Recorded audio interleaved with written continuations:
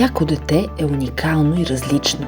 Много деца се нуждаят от подкрепа в различни сфери на своето развитие, за да могат да изпълнят своя потенциал.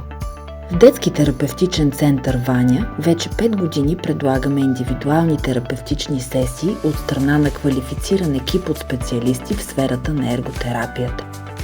Ерготерапията може да подкрепи цялостното развитие на децата и да им помогне да се справят с дейностите от ежедневието си.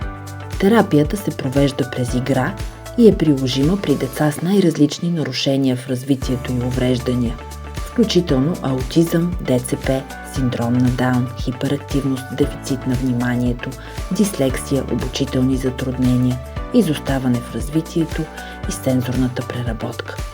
Независимо какви са затрудненията на вашето дете, ние ще извършим оценка на развитието му и ще изработим индивидуален терапевтичен план с конкретни цели. Ще получавате редовна обратна връзка след всеки терапевтичен час, както и насоки за работа с детето от дома.